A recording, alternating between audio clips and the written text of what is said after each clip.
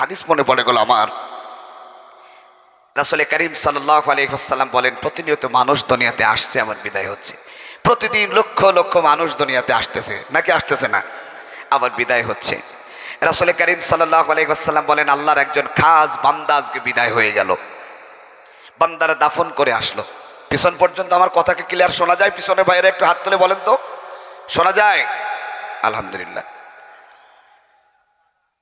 রাসূল সাল্লাল্লাহু আলাইহি ওয়াসাল্লাম বললেন, আল্লাহর একজন খাস বান্দা আজকে দুনিয়া থেকে বিদায় হয়ে গেছেন। বান্দারা দাফন করে আসলো। 3 কদম মতান্তরে 40 কদম পার হয়ে যাওয়ার পর প্রত্যেকের কবরে 2 জন করে ফেরেশতা যাবে, প্রশ্ন করবে 3টা। আমি প্রশ্ন করব আর আপনারা জবাব দেবেন। আমাদের রবকে? সবাই বলেছেন তো? আমাদের দিন কি? আলহামদুলিল্লাহ। আমাদের নবীর নাম? জবাব দিতে পারবে যারা, কবরের সাথে জান্নাতের সুসম্পর্ক হবে তার। যারা জবাব দিতে পারবে না, কোনো পরিচয় সেদিন খাটবে না। আপনি বলতে পারবেন না আমি অনেক বড় বংশের লোক, কিন্তু মুনকার নাকির কথা সাবধানে বলো। পাওয়ার দুনিয়াতে চলতে পারে। আচ্ছা বলেন তো ভাইরা, কবরে কি কোনো পাওয়ার চলে? চলে? মানে আপনার আমার পরিচয় দুনিয়ার দাপট, কবরে সাপোর্ট আদায় করা যায় না। আপনি যত বড় প্রেসিডেন্ট হন আর যত বড় সরকার হন, যত বড় বাহাদুর হন না কেন, কবর থেকে বাঁচাবার কোন নেতৃত্ব দেওয়ার মতো লোক নাই। এজন্য ক্ষমতার দাপট দেখিয়ে দুনিয়ার সব কিছু করা যায়, অনেক কিছু করা যায়, কিন্তু কবরের ভিতরে এরকম কোনো রাস্তা নাই। দলমত নির্বিশেষে সবাই বলেন তো, আছে ভাই? ক্ষমতারই। আমি তো আবার ইসলামিক গানের মধ্যে চলে যাচ্ছি। আমি একজন শিল্পী ইসলামিক গানের, এই জন্য মাঝে মাঝে বেশি হয়ে যাচ্ছে। তাতে আপনারা রাগ করতেছেন খুব বেশি? কষ্ট হচ্ছে নাকি? আর মানে একটু সাড়া দিয়ে বুঝিয়ে দিয়ে, নাহলে বুঝবো না তো যে আপনারা কেমন আসলে ভালো লাগছে না খারাপ লাগছে, আমার জানতে পারছি না। আওয়াজ বাড়াইলে বুঝবো যে ভালো লাগছে, আওয়াজ যদি কমান মনে করবো যে না মন খারাপ করতেছে, জোর করে বসে আছে। মাঝে মাঝে গান গাচ্ছে, আপনাদের কি কষ্ট হচ্ছে ভাই? ক্ষমতার ওই দাপটি দিয়ে, ক্ষমতার ওই দাপটি দিয়ে টিকে থাকা যাবে না। 3.5 হাত জায়গা পাবি না রে বিছানা। বাস্তবতার সাথে আমার কথাগুলো শুনবেন। 3.5 হাত জায়গা পাবি না রে বিছানা। কোথায় রবে দালান কোঠা, কোথায় সিংহাসন, থাকবে না আর বাহাদুরি, করবি কি তখন ও মানুষ, করবি কি তখন? থাকবে না আর রাজার রাজ্য, ওরে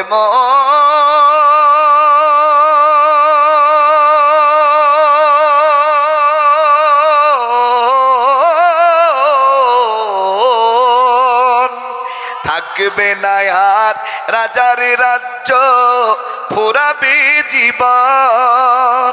2 দিনের এই দুনিয়াটা শেষ হবে তখন, ছেড়ে তোমায় যেতে হবে সুন্দর ভুবন। 2টি হাত তুলে বলুন মারহাবা। ভাইরা আমার, বাবাজিরা আমার, সব দাপট চলবে দুনিয়ায়। বাহাদুরি, শক্তির বড়ায়, ক্ষমতার বড়ায়, দলের বড়ায়, কত কিছুই মানুষ আমরা করি ভাই। এগুলো দুনিয়ার জন্য প্রযোজ্য, আখিরাতের জন্য আমরা নিয়ে যেতে পারবো না। নাতি দাদাকে জিজ্ঞেস করছে, দাদা হাতে লাঠি কেন? জিজ্ঞেস করে না মাঝে মাঝে, দাদা হাতে লাঠি কেন? দাদা কোনো কথা বলে না, কোনো জবাব দেয় না, শুধু বললো আল্লাহ তোরে বাঁচায় রাখুক, আমার পর্যন্ত বয়স, আল্লাহ তোরে দেখ, তখন বুঝবি আমার হাতে লাঠি কেন। জোরে বলেন ঠিক না বেটি? বাহাদুরি সারা জীবন চলে না। আমার নবীজি বলেন, আল্লাহর গোলাম দুনিয়া থেকে বিদায় হয়ে গেল, বান্দারা দাফন করে আসলো, মুনকার নাকির কবরে প্রশ্ন করতে গেল, বান্দারা চলে গেল মাটি দিয়ে দাফন করে, মুনকার নাকির কবরের মধ্যে ঢুকলেন প্রশ্ন করার জন্য। ঢুকেই দেখতেছে কবরে কোনো লাশ নাই, কবর একদম ফাঁকা। আল্লাহু আকবার বলুন। মুনকার নাকির হতভম্ব হয়ে গেল, আমাদের জীবনে তো এরকম কোনো ঘটনা ঘটে নাই। শুনতেছেন তো? ওয়াজ কেবল শুরু করলাম, এটা হলো আমার আলোচনার শুরু হলো। আমি এতক্ষণ দেখছিলাম যে আপনারা আমার ওয়াজ পছন্দ করেন কিনা। কিছু লোক এখনো দাঁড়িয়ে আছেন, চিন্তা ভাবনা করতেছেন, দেখি আর একটু দেখি, যদি ভালো লাগে থাকবো, না হলে ভাগবো।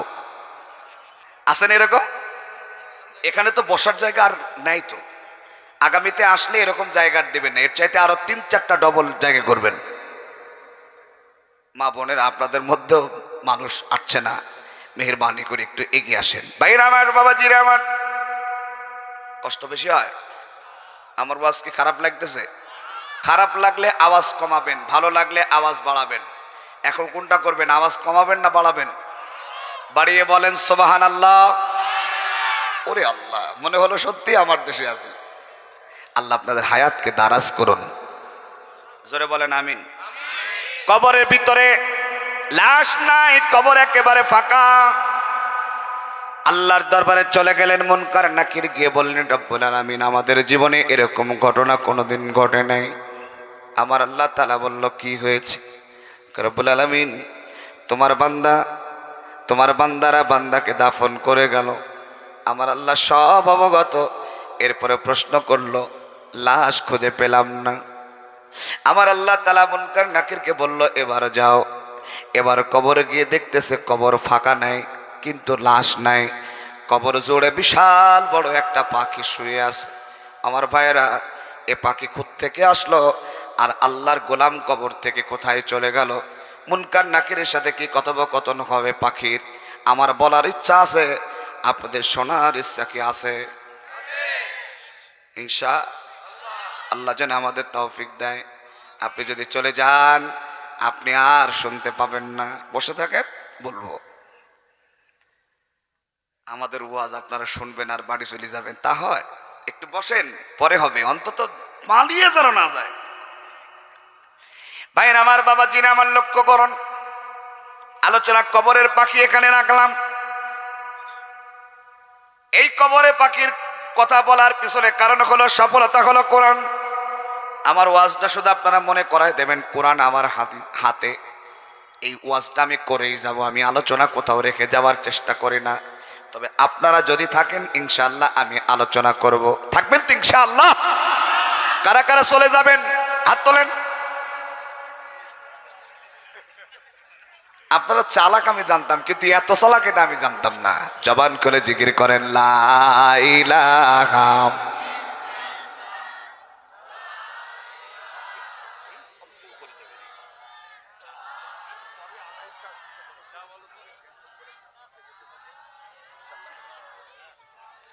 লা ইলাহা ইল্লাল্লাহ, লা ইলাহা, লা ইলাহা ইল্লাল্লাহু মুহাম্মাদুর রাসূলুল্লাহ।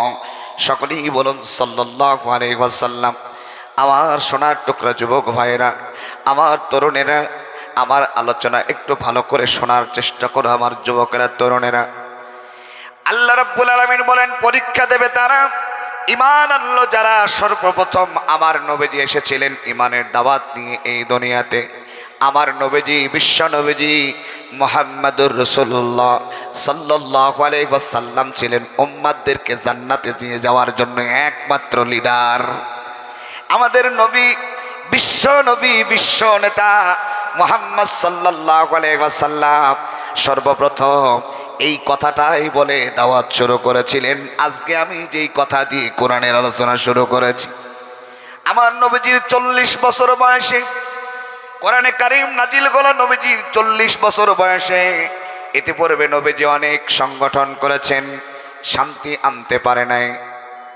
কোরআন ভিত্তিক কথা আমার নবীজি বলেছেন। 40 বছর বয়স থেকে নবীজি দুনিয়াতে আসার আগে বাবা থেকে এতিম হয়ে যান। আল্লাহর নবীজি দুনিয়াতে আসার 6 বছর পর মা থেকে এতিম হয়ে যান। 8 বছর বয়স পর্যন্ত দাদার কাছে লালিত পালিত হন। তারপর থেকে আপন চাচাদের কাছে লালিত পালিত হয়েছেন আমার নবী। 40 বছর বয়স হয়ে গেল, নবীজির কাছে আসলেন নতুন একটি কিতাব আল্লাহর পক্ষ থেকে। ও আমার হাবিবুল্লাহ, আমি আল্লাহর পক্ষ থেকে যে কথাগুলো এসেছে এই কথাগুলোকে মানুষদেরকে প্রচার করে জান্নাতে নিয়ে যাওয়ার দায়িত্ব আমার নবীজির। এই দায়িত্ব পালন করাই লাগবে, পিছপা হওয়া যাবে না। তার মানে সর্বপ্রথম আমার নবীজি ইমানের দাওয়াত দিয়েছেন এবং সর্বপ্রথম তিনি নিজেই পরীক্ষার শিকার হয়েছেন। আল্লাহ নবী মুহাম্মদ রাসূলুল্লাহ সাল্লাল্লাহু আলাইহি ওয়াসাল্লাম আপন চাচাদেরকে বললেন, হে আমার চাচা জানেরা, আমি মুহাম্মদ কেমন ছেলে বলে মনে হয়? সেদিন সব কাফেরেরা বলেছিল মুহাম্মাদের মতো সত্যবাদী সন্তান পৃথিবীতে আর কখনো আসবে না। সুবহানাল্লাহ। কারণ আমাদের নবী বিশ্ব নবী মুহাম্মদ সাল্লাল্লাহু আলাইহি ওয়াসাল্লাম নবী হওয়ার আগেও, অর্থাৎ নবীজি পরিচয় দেওয়ার আগেও তিনি সত্যবাদী ছিলেন। এই কথার প্রথম স্বীকৃতি দিয়েছিল কাফেরেরা। ছেলে যদি ভালো হয়, সব ধর্মের কাছেই ছেলে ভালো হয়। সুবহানাল্লাহ। একটা মানুষের চরিত্র ব্যবহার শুধু মুসলমানদের ক্ষেত্রেই ভালো হতে হবে এরকমটি নয়। একজন মানুষের ব্যবহার প্রত্যেকটা মানুষের কাছেই ভালো হবে, এটাই আমার নবীজির গুণ। সুবহানাল্লাহ বলেন। মুসলমান ভাইরা, আপনার দ্বারা অন্য ধর্মের কোনো মানুষ যেন কষ্ট না পায়, আপনার কথার দ্বারা, আপনার কাজের দ্বারা অন্য কোনো ভাই, অন্য কোনো বোন যেন কষ্ট না পায়, এই কথা শিক্ষা দিয়েছেন আমাদের রাসূল মুহাম্মদ সাল্লাল্লাহু আলাইহি ওয়াসাল্লাম। এটার নাম ইসলাম। কথা বোঝা গেল? আমরা মুসলমান, আমাদের আচরণ হবে নবীজির দেওয়া আদর্শের মতো। সুবহানাল্লাহ। আমার নবী মুহাম্মদ সাল্লাল্লাহু আলাইহি ওয়াসাল্লাম আনন্দিত হলেন, আমার চাচারা আমাকে ভালোবাসে কলিজা দিয়ে, কলিজা দিয়ে আমার চাচারা আমাকে ভালোবাসে। তা না হলে আমাকে এইভাবে বলতে পারতো না, হে মুহাম্মদ সাল্লাল্লাহু আলাইহি ওয়াসাল্লাম তুমি কি বলতে চাও বলো। তিনি বললেন, চাচা আমি একটা গুরুত্বপূর্ণ কথা নিয়ে আপনাদের কাছে এসেছি, এটা আমি আপনাদের মাঝে বলতে চাই। সবাই এক বাক্যে বলল, মুহাম্মদ তুমি বলো। সেখানে আছে আবু জেহেল প্রেসিডেন্ট, আবু লাহাব সে বড় নেতা, অন্যান্য চাচা জানেরা, চাচাতো ভাইয়েরা, এলাকার গণ্যমান্য ব্যক্তিত্ব মহোদয় বৃন্দ সব নবীজির সামনে দাঁড়ানো। আমার নবীজি বললেন, চাচা জানেরা, সত্যি যদি আমি সত্যবাদী হয়, আজকে সত্যের মহাসত্য থেকে একটা কিতাব থেকে তোমাদেরকে কথা শোনাবো, যে কথাগুলো শুনলে তোমরা দুনিয়াতে যেমন সম্মানিত, আখিরাতেও তোমরা সম্মানিত হবা। চাচা জানে না, এমন কথা কি আমি তোমাদেরকে শোনাবো? কে বলতেছেন? আল্লাহর নবী, আমাদের নবী, বিশ্ব নবী মুহাম্মদ রাসূলুল্লাহ। জবান খুলে বলেন সাল্লাল্লাহু।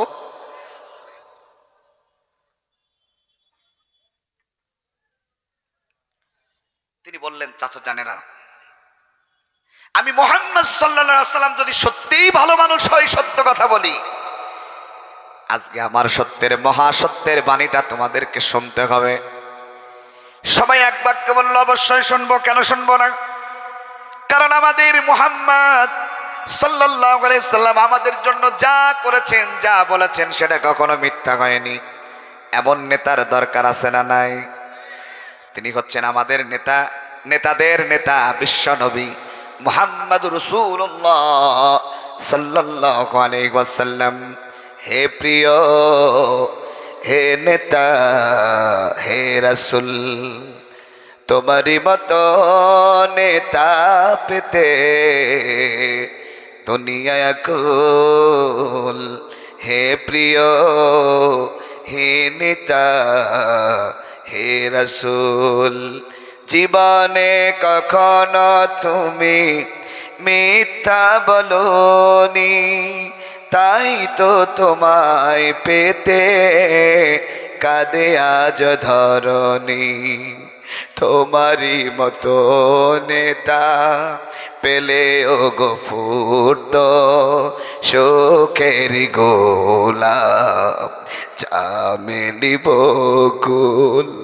হে প্রিয়, হে নেতা, হে রাসূল। নারায়ে তাকবীর, নারায়ে তাকবীর, আমার নেতা তোমার নেতা বিশ্বনবী মুস্তাফা, আমার নেতা তোমার নেতা। নারায়ে তাকবীর। কষ্ট হয় না তো আপনাদের? আমার নবী মুহাম্মদ সাল্লাল্লাহু আলাইহি ওয়াসাল্লাম 40 বছর বয়স পর্যন্ত তাদের কাছে ভালো মানুষ। কথা ক্লিয়ার তো? নবীজির চাইতে ভালো মানুষ কেউ নাই। তার এই কথা বলার সাথে সাথে আমার নবীজি আল্লাহর পক্ষ থেকে যে দাওয়াতটা, এটা তো আল্লাহর পক্ষ থেকে দাওয়াত। আমার নবীকে শিক্ষা দিলেন আমার আল্লাহ তাআলা, তুমি তোমার আপন মানুষদেরকে এই মুহূর্তে বলো, তারা যদি সফলতার পথ পেতে চায় তাহলে তারা যেন এই মুহূর্তে পড়ে নেয়, ইয়া আইয়ুহান নাসু কুলু লা ইলাহা ইল্লাল্লাহু তুফলিহুন। হে মানুষেরা, হে আমার আপন জনেরা, হে মানুষেরা, তোমরা যদি সফলতার পথ পেতে চাও তাহলে বলো আল্লাহ ছাড়া আর কোনো ইলাহা আমরা মানি না। আল্লাহর নবী বললেন। কে বললেন? ভালো করে বুঝবেন কিন্তু। এতক্ষণ পর্যন্ত অনেক সুরের ওয়াজ করেছি, অনেক কথা বলেছি, হয়তো আমি আপনাদের মাঝে প্রিয়, কিন্তু আমার নবীজির চাইতে প্রিয় পৃথিবীর কেউ নয়। সুবহানাল্লাহ বলবেন না? সেই নবীজি প্রিয় ব্যক্তিত্ব, সেই নবীজি বললেন তোমরা বলো লা ইলাহা ইল্লাল্লাহু মুহাম্মাদুর রাসূলুল্লাহ সাল্লাল্লাহু আলাইহি সাল্লাম। এই দাওয়াত দেওয়ার সাথে সাথে আপন চাচা আবু লাহাব এমন পরিমাণে নবীর প্রতি খেপে গেল, রেগে গেল, পায়ের তল থেকে একটা পাথর তুলল আর বলল তাব্বান লাকা লিহাযা জামাতানা ইয়া মুহাম্মদ। উলামায়ে কিরাম আমার পাশে।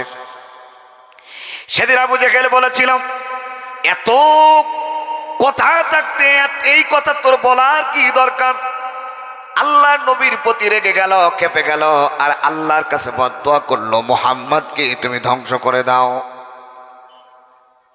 চিন্তা করে দেখুন তো আমার দিনী ভাইয়েরা, আমার নবীজির বিরুদ্ধে বদদোয়া করতেছেন, আল্লাহর কাছে কার গ্রহণযোগ্যতা আল্লাহর কাছে বেশি? আবু লাহাবের। কথা বলেন না কেন ভাই? কার গুরুত্ব বেশি? শুনে রাখুন ভাইরা আমার, আমার আল্লাহ তাআলার জন্য সব নবীরা পাগল, সব মানুষ পাগল, গোটা দুনিয়া পাগল, আর আমার আল্লাহ নিজে নবীর প্রতি পাগল। সুবহানাল্লাহ জোরে কান। আমরাও নবীর জন্য পাগল। আমি নবীজির পাগল, আমি মদিনার পাগল, আমি নবীজির পাগল, আমি মদিনার পাগল।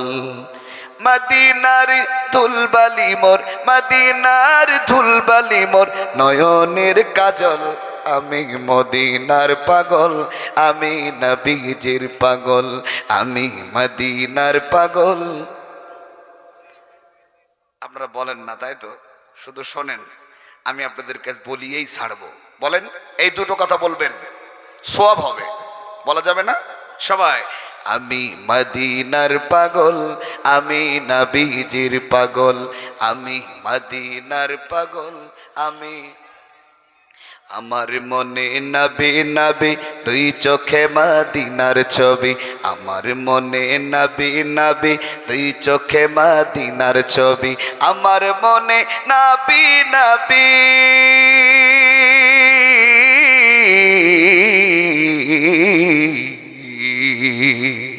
আমার মনে নবী নবী, দুই চোখে মদিনার ছবি, নবীর প্রেমে পেতে রাজি, নবীর জন্য পেতে রাজি দুনিয়ার সকল, আমি নবীজির পাগল, আমি মদিনার পাগল, আমি নবীজির পাগল, আমি। দেখছেন? বলে তো সবাই মারহাবা কোন। আমিও জানি ভাইরা আমার, আমার নবীজির জন্য আমার আল্লাহ নিজেই পাগল।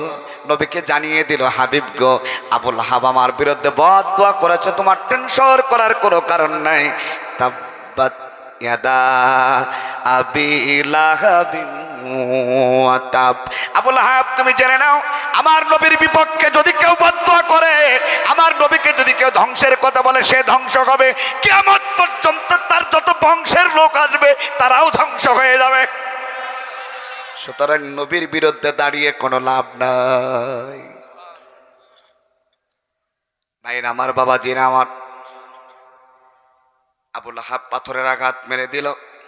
নবীজির অপরাধ, একটা অপরাধ, সেটা হলো আল্লাহর কোরআনের কথা বলা, আল্লাহর কথা বলা। যদি ঠিক হয় তাহলে জোরে বলেন ঠিক। সবাই ঠিক বললেন না, তার মানে নবীজির দোষ আরো আছে। নবীজির একটাই অপরাধ, লা ইলাহা। গোটা পৃথিবী আজকে কালিমা বিভক্ত করেছে, আমরা নিজেরা কালিমাকে বিভক্ত করেছি। কেন? এটা তো হওয়ার কথা ছিল না। আমার নবীজি দামাত দিয়েছিল ইলাহা ইল্লাল্লাহ। আপন চাচা আবু লাহাব পাথরের আঘাত মেরেছে, অর্থাৎ বিরুদ্ধাচরণ করেছে। আবার সবাই যে বিরুদ্ধাচরণ করেছে বিষয়টা এরকম নয়। নবীর পক্ষে মানুষও সেদিন এসেছিল। ঘটনা একটু সামনে গেলেই বুঝতে পারবেন, কিন্তু আমি খুব বেশি রাত করব না, আর আধা ঘন্টা কথা বলবো ইনশাল্লাহ। আপনারা থাকবেন তো আধা ঘন্টা ইনশাল্লাহ? বাস সারা রাত? ওরে আল্লাহ, আপনারা থাকবেন? আলোচনা কি চলবে? চলার পক্ষে কারা কারা হাত তোলেন তো ভাইরা? আল্লাহ তুমি তোমার বান্দাদের হাতগুলোকে কবুল করে নাও। সবাই হাত তোলেনি, দেখ মানে কবুল করার আগে হাত নেমে গেছে। আল্লাহ তুমি কবুল করে নাও, জোরে বলেন আমিন। যখন বলবেন চলবে না তখন শেষ করে দেব।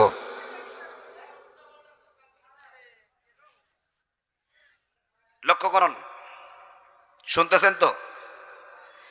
আল্লাহর নবী মুহাম্মদ রাসূলুল্লাহ সাল্লাল্লাহু আলাইহি ওয়াসাল্লামকে পাথরের আঘাত মারলেন, এটা হলো প্রথম সুন্নাহ। মনে থাকবে।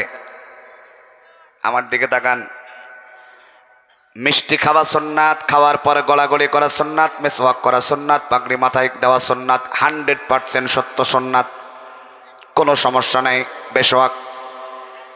কিন্তু ভাই মার খাওয়াও যে সুন্নাত, এটা কিন্তু ভুলে যাওয়া যাবে না। এই পক্ষে আর কেউ নাই। আল্লাহর নবীর উম্মতেরা, নবীজির মতো মানুষ যদি মার খায় কালিমার দাওয়াত দেওয়ার জন্য, সত্য কথা বলার জন্য, আমাদের যদি মার খেতে হয় তাতে কি রাজি আছেন? আমি বোঝাতে চাচ্ছি এটাও সুন্নাত।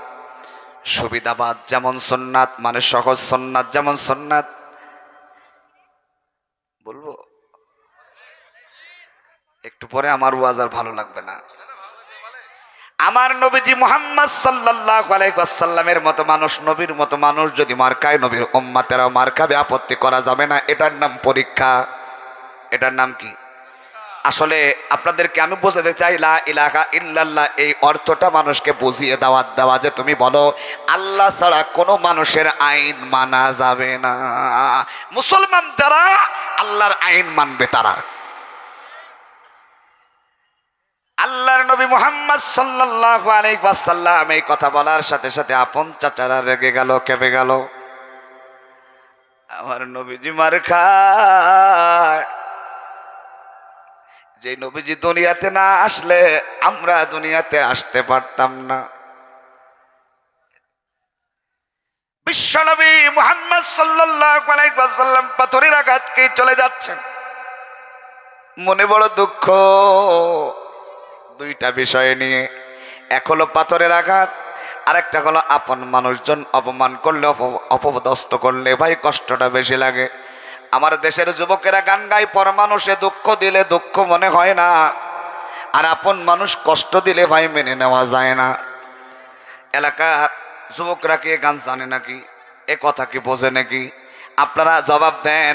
নিজে চেনাশোনা মানুষ কষ্ট দিলে কষ্টটা বেশি লাগে। কোথায়? এই যে এই জায়গায় লাগে। আহারে আমাকে কষ্ট দিল মানুষেরা। আমার নবীজির জীবনে কষ্টটা কম ছিল না। ভাইরা আস্তে একটু জিকির করে, লা ইলাহা ইল্লাল্লাহ। মোহাব্বতে জিকির করেন, লা ইলাহা। ভাই আর একটু এগিয়ে আসা যায় না? কোনোভাবে আসা জানি, ওই পিছনে জায়গা হচ্ছে না। লা ইলাহা ইল্লাল্লাহ, ফাঁকা রাখা যাবে না। লা ইলাহা।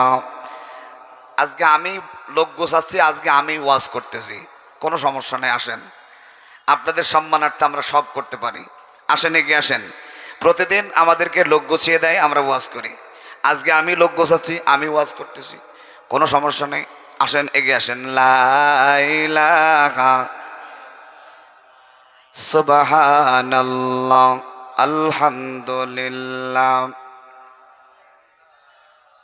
ইল্লাল্লাহ সুবহানাল্লাহ।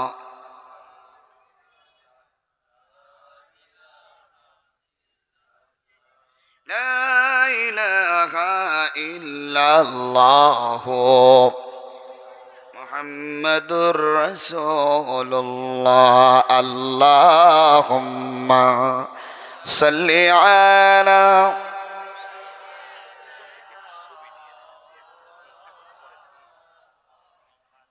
ওয়া আলা আলি। মা বোনের আপনারা একটু এগিয়ে আসেন। আর জায়গা না থাকলে কোথায় আসবে? যা হয়েছে আর আসার দরকার নেই এই মুহূর্তে। বারবার এই কথা বললে মানুষের ওয়াজ শোনার যে মানসিকতাটা, এটা অন্যদিকে চলে যায়। বাইরে আসুন। তাই প্রথম আমলটা আমরা শিখে নিই, কালিমার দাওয়াত। যদি নবীর মতো দেওয়া যায়, নবীর উত্তরসূরি হিসাবে, নবীর উম্মাত হিসাবে কষ্ট একটু হবে। কালিমা স্বীকার করবেন আর আপনার কষ্ট কমে না, তা না। কালিমা স্বীকার করার সাথে সাথে আযানের ধ্বনি যখন আপনার কানে চলে যাবে, আপনার অন্তরটা মনোমুগ্ধকর মানুষের মতো, পাগলের মতো মসজিদের দিকে ছুটতে ইচ্ছা করবে। হাইয়া আলাস সালাহ, এই শব্দ যখন আপনার কানে চলে যাবে, নামাজে যাওয়ার জন্য মনটা আপনার পাগলের মতো হয়ে যাবে। যদি এরকম না হয়, মনে রাখবেন ঈমান আমাদের আনা হয় নাই। কেমন করে ঘুমাও তুমি ফজর করে কাজা, এমনও তো হতে পারে জোহরি জানাজা।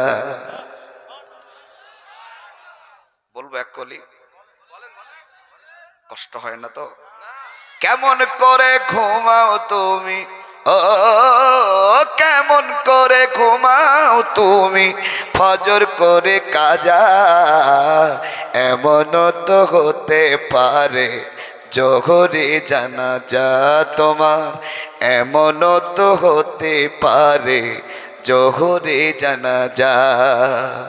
মুসলিম হয় না জন্ম নিলে মুসলমানের ঘরে, কাফের মুমিন তফাৎ হয় সালাতের উপরে, হে মানুষ নামাজের উপরে।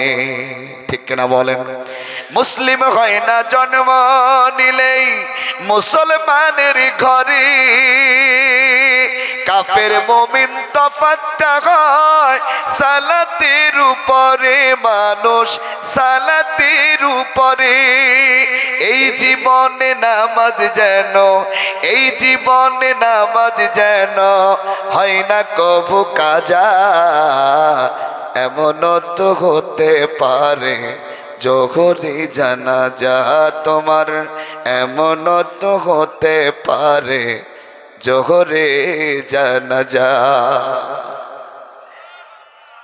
খুব বেশি দেওয়ার দরকার নেই, যেরকম ছিল ওরকমই বাস। মারহাবা বলবেন না? ও, আমি বলে দেওয়ার পর বলবেন, তাই তো? এটা তো আমার জানা ছিল না। আর কতবার বলবো? নামাজে আসা যাবে? এই কয়জন, বাদ বাকি সব ওয়াজ শোনার জন্য এসছে। তাগিদ দিচ্ছি নামাজের জন্য, আল্লাহর ভাষা। নামাজ পড়াই লাগবে। মুসলমানদের জন্য সর্বপ্রথম পরীক্ষা হচ্ছে অজু করে মসজিদে যাওয়া। পারা যাবে না ভাই? বলেন ইনশাআল্লাহ। নামাজ যদি পড়তে হয়, আগের কাজও আছে। যাক, আমি আরেকটু সামনের দিকে যাই। তাহলে প্রথম পরীক্ষা হচ্ছে নবীজির সত্য কথা বলা, সত্যের পথে টিকে থাকা। আর আমাদের জন্য এই মুহূর্তে যেহেতু আমাদের অত কষ্ট করে কালেমা গ্রহণ করা লাগেনি, আমরা অতি সহজেই নবীর উম্মাত হতে পেরেছি। এখন আমাদের কাজ হলো 5 ওয়াক্ত নামাজ মসজিদে জামাতের সাথে পড়বো। বলুন ইনশাআল্লাহ। আবু জেহেল আবু লাহাব চিন্তা করলো, না না না, মুহাম্মদকে কালিমার দাওয়াত দিতে দেওয়া যাবে না। কেন? মুহাম্মদ যদি কালিমার দাওয়াত দেয় তাহলে আমাদের দলে কোনো লোক থাকবে না। সুবহানাল্লাহ বলবেন না? আমরা তো সেই ধর্মের মানুষ, সত্য ধর্মের মানুষ, ইসলাম ধর্ম যার নাম। আলহামদুলিল্লাহ বলেন। আমার ভালো লাগছে আপনাদের মাঝে এসে কথা বলছি। আমাদের দেশ 95% মুসলমান। ভারতের বুকেও আমাদের 32 কোটির উপরে মুসলমান। সুবহানাল্লাহ বলেন। আপনারা আমাদের কলিজা। মনে রাখবেন, মুসলমান এক প্রান্ত থেকে আরেক প্রান্তে থাকবে, তাদের মনের টান, দিলের টান, ইমানের টানে তাদের ভালোবাসা থাকবে। আল্লাহ যেন আমাদেরকে কবুল করেন। আরো জোরে বলেন আমিন। আমার নবীজিকে সর্বপ্রথম কষ্ট দিল কারা? আপন মানুষেরা। চাচা জানেন, আপন মানুষেরা কষ্ট দিলে কষ্ট বেশি লাগে কি লাগে না? আমার নবীকে বলা হলো, আজকের পর থেকে খবরদার মুহাম্মদ তুই তেলাওয়াত করবে না। এই সাইডে খুব বেশি কথা হচ্ছে, আমি অনুরোধ করছি ভাইরা আপনারা কথা বলবেন না, কথা বললে ওয়াজ হবে না। আল্লাহ নবীজি তেলাওয়াত তারা বন্ধ করে দিল, মুখ দিয়ে বলে। আপনারা বলেন, আল্লাহ নবীকে যদি নিষেধ করে তেলাওয়াত করা যাবে না, আমার নবীকে ওদের ইচ্ছা মতো চলবে না, আল্লাহর ইচ্ছা মতো চলবেন। আমার নবীজি গভীর রজনীতে তেলাওয়াত শুরু করে দিলেন। নবীজির তেলাওয়াত কেমন লাগবে আপনাদের কি মনে হয়?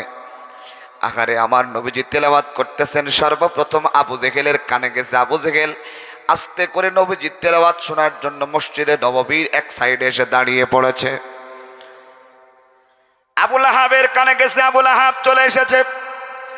ওয়ালিদ ইবনে মুগীরা, অন্যান্য কাফিররা যাদের কানেই চলে গেছে, সবাই মসজিদের চারি সাইডে দাঁড়িয়ে গেছে, কিন্তু কেউ কাউকে দেখতেও পায় না। তেলাওয়াত শোনার জন্য দাঁড়িয়ে গেছে। নবীজির মুখে তেলাওয়াত, তেলাওয়াত শুনতে শুনতে শুনতে একেবারে সকাল হয়ে যাবে যাবে ভাব, এমন একটি মুহূর্ত। আবু জেহেল চিন্তা করল, আমি কেবল আসলাম, কিন্তু সময় এতটা কখন পার হয়ে গেল টের পেলাম না। এটার নাম ভালোবাসা, ভালো লাগা। মনে রাখবেন, কোরআনে কারিমের তেলাওয়াত এমন একটি তেলাওয়াত, আমরা চ্যালেঞ্জ করে বলতে পারি, এমন সুন্দর সুর মানুষে তৈরি করতে পারে না। কোরআনে কারিমের সুর আল্লাহর পক্ষ থেকে নাজিল হয়, এক এক কণ্ঠ থেকে এক একটা সুর আল্লাহ ভাসিয়ে দেন। কোরআনের লালিত্য, আমার ভাষাগুলো বোঝেন, কোরআনের লালিত্য, এর মাধুর্য, এর রচনা শৈলী, এর গতিময় ছন্দ, এর শব্দ বিন্যাস মানুষকে চিরকাল মুগ্ধ করে দিয়েছে। কোরআনের মতো করে এত সুন্দর ছন্দ করে কোনো কবিতা, কোনো কবি তার কবিতাকে আবৃত্তি করতে পারবে না। কোরআনে কারিমকে আল্লাহ রাব্বুল আলামিন কবিতার ছন্দের মতো নয়, তার চাইতে অধিকত সুন্দর করে আমার আল্লাহ তাআলা কোরআনে কারিমকে নাজিল করেছে। আমার দিকে তাকান, সূরাতুল ফাতিহা তো আপনারা জানেন, আলহামদুলিল্লাহি রাব্বিল আলামিন, তিন আলিফ টান, আর রহমানির রহিম, মালিকি ইয়াউমিদ্দিন।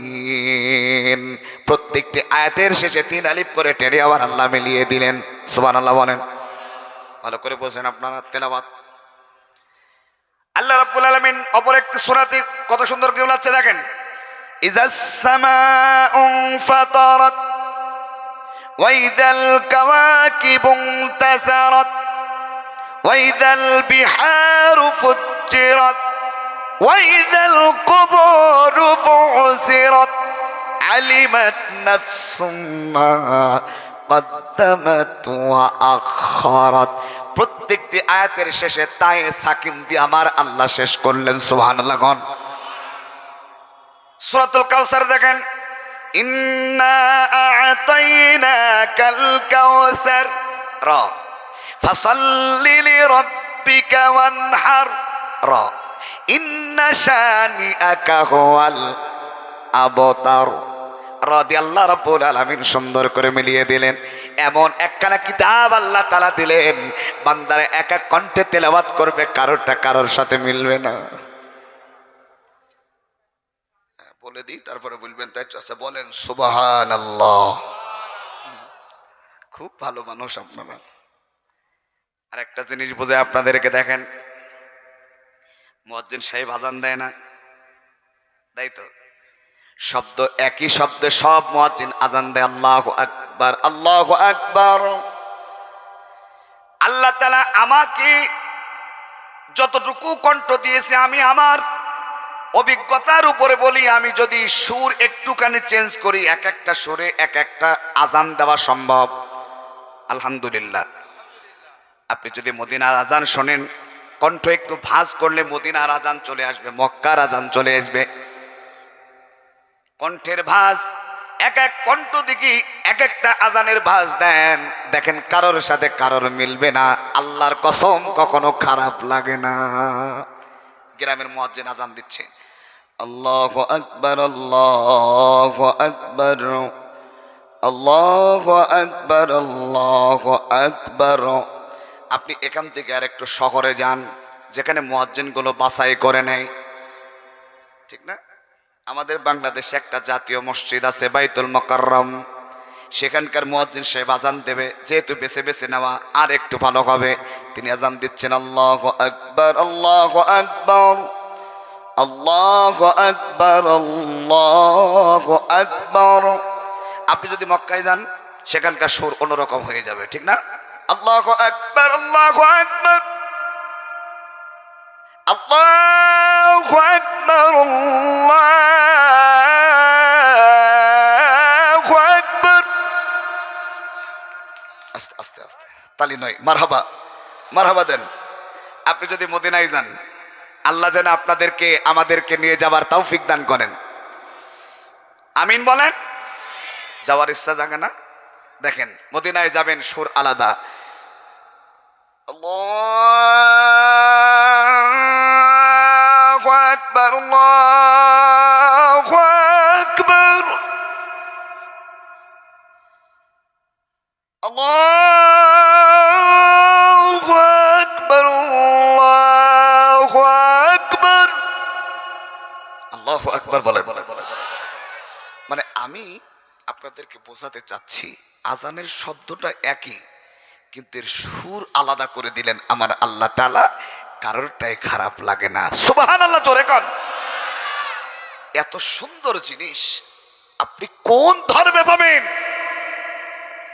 এরপরেও আমরা আমাদের ধর্ম নিয়ে ভাবি না, সময় নাই নামাজ পড়ার, ব্যস্ততা।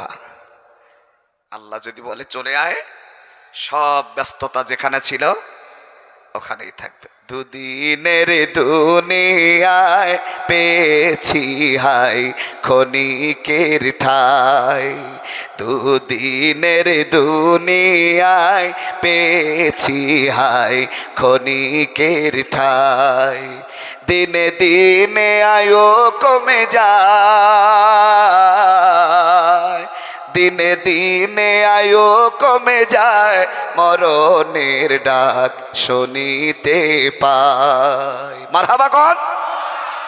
আসেন না, আমরা সবাই নামাজের দিকে যাই, পারা যাবে? ভাই একটু নিয়ত করেন, আমাদের মাহফিল সফলতা হবে তখন আপনারা ওয়াদাবদ্ধ হবেন যখন। আল্লাহ যেন তৌফিক দান করে।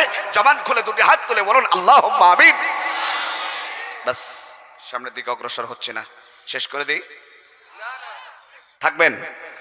আমি কি আর 2-10 মিনিট যদি কথা বলতে গিয়ে বেড়ে যায়, তাতে আপনার কষ্ট পাবেন না তো? চাচাজি, কষ্ট হচ্ছে না তো বাবজি? আলহামদুলিল্লাহ বলেন, আলহামদুলিল্লাহ। কেবল 1.5 ঘন্টা হলো।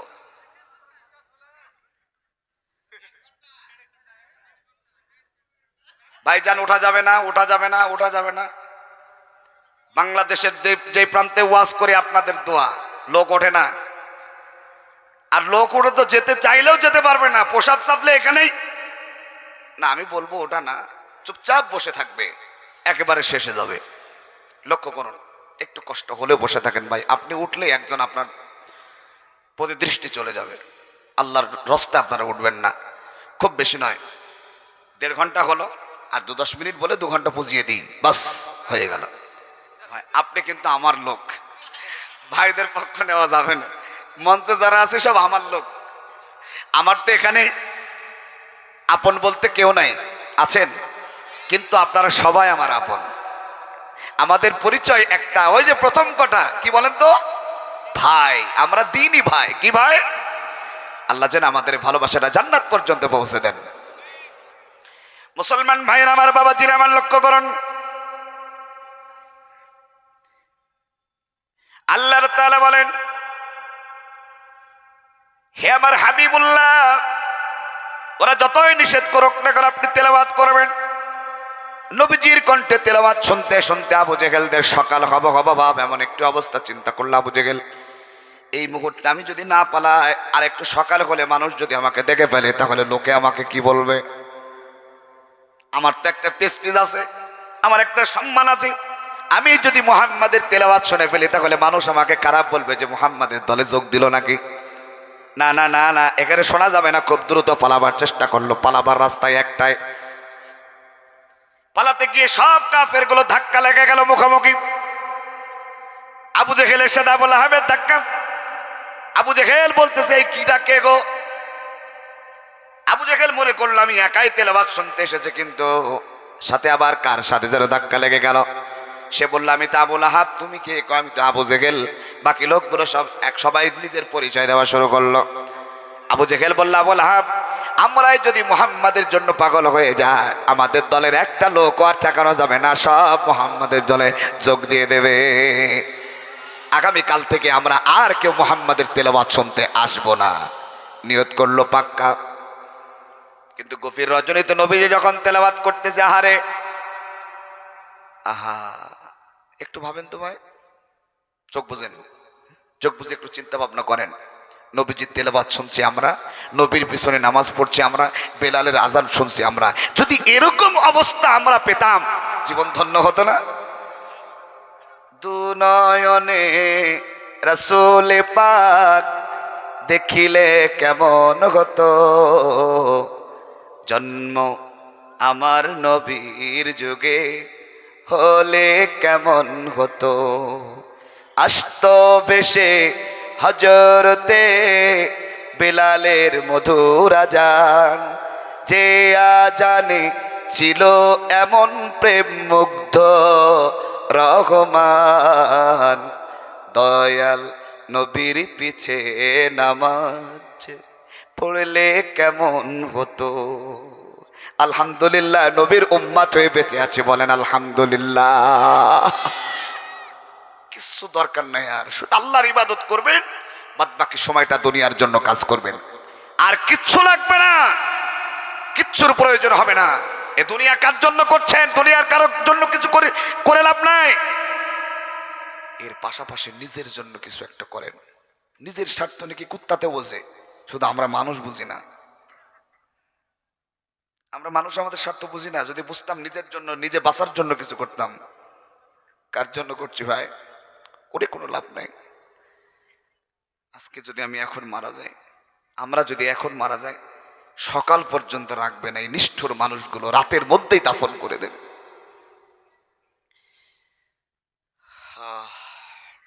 রাসূল করিম সাল্লাল্লাহু আলাইহি ওয়াসাল্লামের বিরুদ্ধে বলল না, আর তেলাওয়াত শুনতে যাওয়া যাবে না। ভাইরা আমার, গভীর রজনীতে নবীজি তেলাওয়াত শুরু করে দিলাম। আবু জেহেলের কানে যখন গেল, আবু জেহেল চিন্তা করলো, আরে মুহাম্মাদের এই তেলাওয়াত শুনে কেউ বাড়িতে থাকার কথা না, আমিও তো থাকতে পারছি না, কি করি? আবার নিষেধ করেছে, যাওয়া যাবে না। সুবহানাল্লাহ বলেন। আমি নিষেধ করেছি, আমি কি করে যাই? আহারে কি করি? আমি তো বাড়িতেও থাকতে পারতেছি না। কোরআনের আকর্ষণ, মানুষ দাঁড়িয়ে দাঁড়িয়ে ওয়াজ শুনতেছে, চিন্তা করতেছে আমি তো বাড়িও যেতে পারি না, অথচ বসার জায়গা পাইনি। এটাই কোরআনের আকর্ষণ। সুবহানাল্লাহ গণ। আল্লাহর নবীজির তেলাওয়াত শুনে আবু জেহেল চিন্তা করলো, আমি নেতা নিষেধ করেছি, ওরা তো কেউ যাবে না আমার ভয়ে, আজকে আমি নেতা একা একা যাব। আবু লাহাব চিন্তা করলো, মুহাম্মাদের এই তেলাওয়াত শুনতেই হবে, এ তেলাওয়াত শুনলে কেউ বাড়িতে থাকতে পারবে না। এখন নেতা নিষেধ করেছে, আমরা কেমন করে যাই, কি করে? যাই হোক, নেতা নিষেধ করেছে, নেতা তো যাবেই না, আজকে আমি একা যাব আমার ভাতিজার তেলাওয়াত শুনতে। আরো ছোট ছোট যত নেতা ছিল, ওই নেতারা চিন্তা করতেছে, বড় বড় নেতারা তো যাবেই না, আজকে আমি একা যাব। সবার চিন্তা একটাই, ওরা কেউ যাবে না, আজকে আমি একা যাব। জোরে বলেন সুবহানাল্লাহ। সেই কোরআন শিক্ষার দরকার আছে না নাই? আরো জোরে বলেন। মুসলমানদের জন্য কোরআন শিক্ষা ফরজ না সুন্নাত? আরো জোরে বলেন। যে জায়গা করেছেন এত সুন্দর মসজিদ, এত সুন্দর মাদ্রাসা, এই মাদ্রাসায় যদি আপনার সন্তানদেরকে শিক্ষা না দেন গুনাহ হবে আপনাদের। আল্লাহর ঘর মসজিদ, পাশাপাশি নবীর মাদ্রাসা, সন্তানদেরকে সুশিক্ষায় শিক্ষিত করার দায়িত্ব আল্লাহ আপনাদের উপরে দিয়েছেন। আল্লাহ তাআলা বলেন, ইকরা বিসমি রাব্বিকাল্লাযী খালাক। আল্লাহর নামে পড়ার জন্য অর্ডার করেছেন আমার আল্লাহ তাআলা। শুধু কোরআন নয়, কোরআন আগে শিখবেন, কোরআনকে ব্যাখ্যা করার জন্য দুনিয়ার যত জ্ঞান অর্জন করা যায় করেন। প্রত্যেকটা শিক্ষা আল্লাহর জন্য করা ফরজ হয়ে যাবে। জোরে বলেন সুবহানাল্লাহ। মানুষে মনে করে মাদ্রাসায় পড়লে মনে হয় ফকির হয়ে যায়, মিসকিন হয়ে যায়। কই ভাই, আমরাও তো হয়েছি। আল্লাহ তাআলা এত এত এত সম্মান দান করেছেন, যেটা আমরা শুকরিয়া আদায় করে কখনো শেষ করতে পারবো না। আপনারা বলেন তো ভাই, আপনাদের সাথে আমার কোনো ব্লাডিং, কোনো সংস্পর্শ আছে নাকি? আপনাদের সাথে আমার সম্পর্ক হলো দ্বীনের খাতিরে, কোরআনের কথা বলি, কোরআনের খাতিরে আপনাদের কাছে যায়। আপনারা কি চান না আপনার সন্তান গোটা পৃথিবীতে কোরআনের কথা বলুক? আল্লাহ রাসূল সাল্লাল্লাহু আলাইহি ওয়াসাল্লাম বলেছেন, তোমরা যদি পারো আলেম হও, আর যদি না হয় আলেমের পিতা হও, আর তা না হলে আলেমের দাদা হও, নানা হও। যেভাবে হোক শেষমেশ যদি তুমি না পারো, আলেমের সাথে ভালো সম্পর্ক রাখো। আমার ভাইরা যে মাদ্রাসা তৈরি করেছেন, এই মাদ্রাসার সন্তান দেওয়ার দায়িত্ব কার? আল্লাহর। কাদের?